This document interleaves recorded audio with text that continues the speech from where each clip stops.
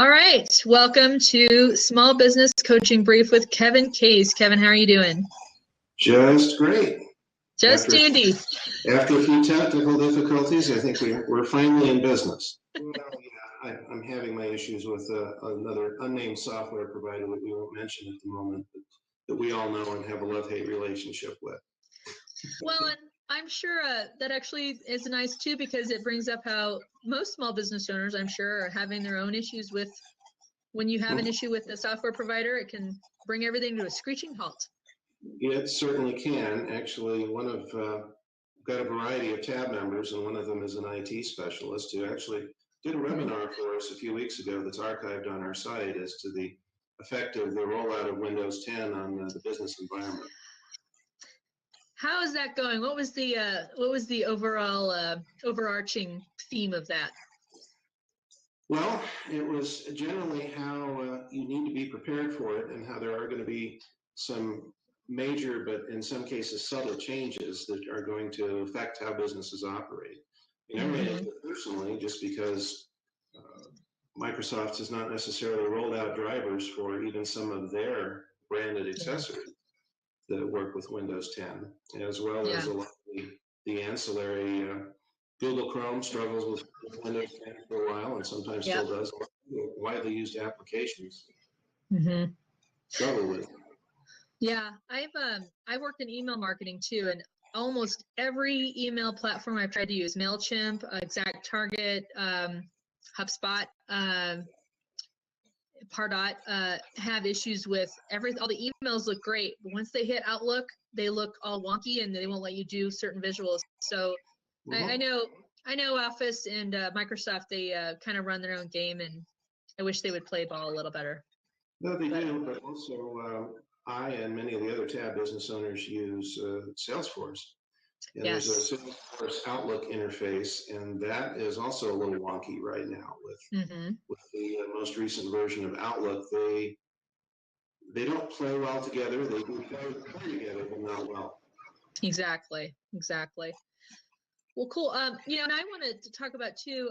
So we just had an event for you this last Wednesday, where and it was great. We and I think we're looking at doing more of these, but it was fun for me to be able to be there. We talked about how to use social media for selling as well as customer service. Yes. And I thought it was great, which is great because you don't even have to pay anybody to say these things. One of our attendees made mention that it was really great to get such a diverse setting where you had all these owners from different industries in the same room to talk about similar problems. Yes, which plays well into the way we operate at TAB, because we look for an interdisciplinary group when we form a board of business owners, people from a variety of businesses. I've got everything from intellectual property attorney to the IT guy that I mentioned, to a guy that runs a training institute, bringing on board an HR consulting firm as well as a remodeling contractor. But what's refreshing from that is you get a lot of different viewpoints with people with a lot of different backgrounds. Because one of the risks that you often see is people do go and associate with other people in the same business, but they can't necessarily be open with them on all the issues and the problems that they've got, because they may be bidding against these people for jobs. And you also run the risk of groupthink. Everyone sees something from the same perspective. And if you've got an interdisciplinary group of diverse business owners from differing backgrounds and different business experiences, then you can get some very interesting discussion that proves to be quite fruitful in terms of measurable results for the business. Right. Do you find that, like, particularly when you get a new small business owner in that group, are they kind of surprised with how similar a lot of problems are, even though the industries are different? Many times, because I've noted in the groups that I work with, as well as some of the groups that we operate with nationally and internationally. TAB's been around for 25 years, and we've worked with thousands of business owners, but quite often that I'd say one of the most frequent questions that comes up involves HR and personnel management, probably followed by or sometimes surpassed by sales and marketing. Yeah. and sometimes financial issues. But the great majority of the things that we see are fairly common. The solutions may be somewhat different, but the problems are very similar in many respects. Do you find that there's particularly, well, and maybe it's seasonal. Do you find that seasonally there some of the questions are a little more prevalent? I would imagine, for instance, coming into a new year, looking at insurance, group health insurance or small group insurance or whatever might be a hot topic, but just an example. But what do you find? Well, last year that was a particularly hot topic at this time of year. We're in the open enrollment now, and things have settled down a bit in that arena. And there's been a lot of information and misinformation out there about how the ACA and benefits in general affect small business. So it's still a topic, but it's not as hot a topic as it was, say, a year ago. Right now, a lot of the businesses are in or finishing their annual budget process. So currently I'm working with my TAB members on making sure that we can get a good summary of what this year looked like over last year, what contributed to their meeting their goals or not meeting their goals, and what 2016 looks like and what they plan on doing and how they plan to execute to meet their goals for 2016. With the plan being that they all present this to the members of their own TAB board in January and February. Right. Do you, and I was able to be at one of your TAB sessions.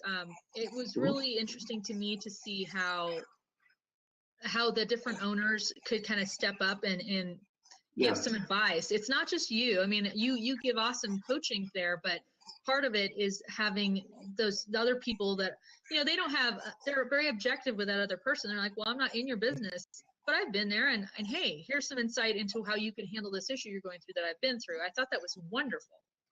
It is, and actually they were fairly gentle when you were there, because sometimes they frequently won't pull their punches, because once they get to know each other and they're comfortable with each other, it's, what are you thinking? And sometimes it's more colorful than that. It is a very good free give and take in terms of what the issues are they're dealing with and what their opinions are on them. They tend not to hold that. Yeah. I like that. And you've got, what are the different industries you have in your current board right now? Well, I've got everything from, I've got an organic chemist who works with a variety of chemical compounds in a testing business as well. Everything ranging from display technology to, of course, the hot topic here in Colorado, cannabis, to an attorney who's also an engineer that is an expert in the fields of datacom and technology. I've got an IT service provider who does everything for small businesses up to about 25 seats, as well as a guy that owns a software school that teaches people how to become web developers, along with a payroll service. And as I said, we're adding an HR consulting firm and a contractor to the mix. So quite a diverse group there as well. Yeah, well, and I love that, because the diversity just lends to the support, I would say, you know, because then you do have that other voice that's going to offer expertise. And these are businesses at different points in their life cycle, ranging from businesses that are maybe a year and a half to 2 years old to an older business with another member who is the second generation taking over from the first generation. Right. So it's a variety of perspectives and experience. And as we're getting closer to, and you know, we talked about kind of the topics that are seasonal right now, particularly coming to the end of the year. Are you finding that you're kind of seeing some more business owners who are looking at the next year? Maybe they don't like how 2015 went. They're like, I needed something different, and I am coming to you, Kevin, or coming to this group to find the thing that I missed this year. I mean, how's that going? I see some of that, but right now the biggest issue I see with a number of my members is managing growth.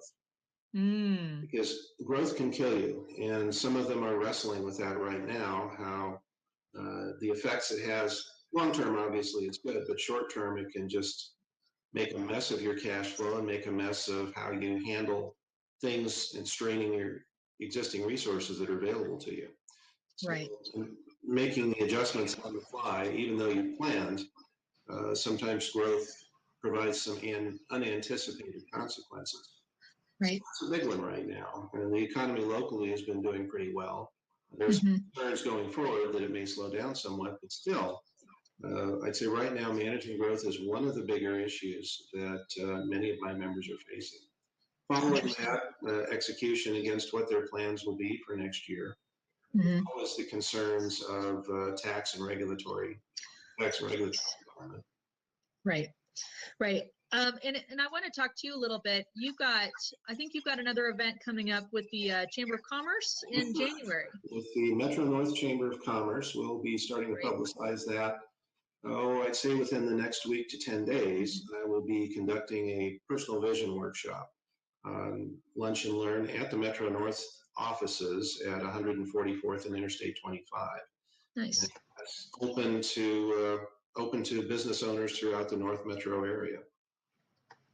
That's great. And talk about a little bit about that personal vision workshop. I mean, obviously it's about personal vision, but can you give us a little more end game on that?